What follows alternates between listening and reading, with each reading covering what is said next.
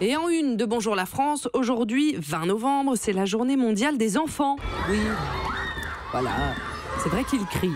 Mais ils ont aussi des choses à dire, même si une seule journée n'est pas suffisante pour venir en aide aux 385 millions d'enfants en extrême pauvreté dans le monde, aux 264 millions qui ne vont pas à l'école, aux 250 millions qui vivent dans des zones de conflit ou de guerre. Alors aujourd'hui, certains d'entre eux vont prendre la parole et rencontrer le président Macron cet après-midi.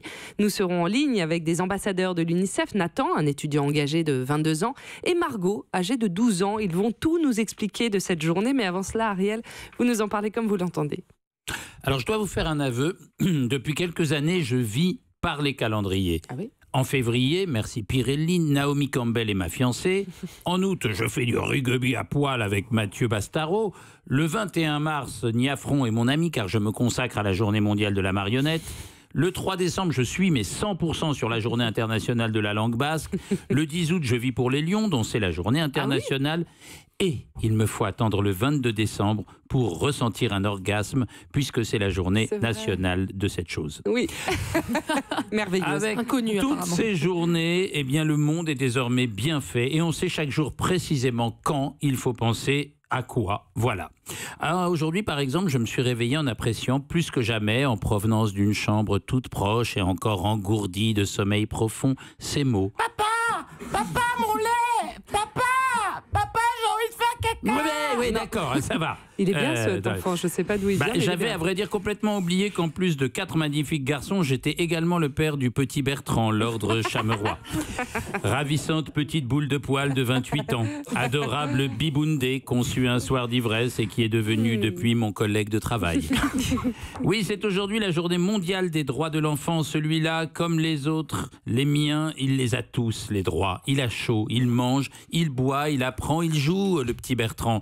Je me suis alors imaginé le même enfant, sans surveillance, sans éducation, l'un de ces 30 000 enfants à la rue de notre pays, devant lesquels nous passons quotidiennement, sans vraiment ressentir plus qu'une compassion instantanée, suivie d'un sentiment d'impuissance, qui use un peu notre âme, mais qui ne nous empêche pas de continuer nos vies. L'enfant dont ce ne sera plus la journée demain, ni après-demain, ni les jours qui suivent, pour lui, il y a des lois, elles encadrent sa scolarisation, même quand il vit dans un bidonville ou qu'il est un mineur isolé, sans parents et loin de son pays, comme ces quelques centaines d'enfants coincés dans les montagnes des Hautes-Alpes par des températures négatives.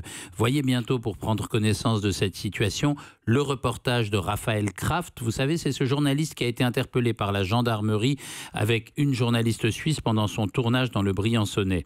Nous avons fait du chemin depuis la Grèce antique pour qui l'enfant n'existait pas avant 7 ans.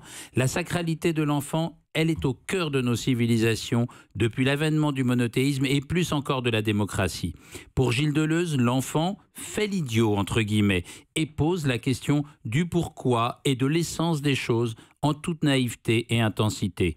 Aujourd'hui, alors que nous semblons en panne d'idées et de crédit pour assurer le confort minimum à l'innocence, la question qu'il nous pose est bien celle des fondations de notre civilisation.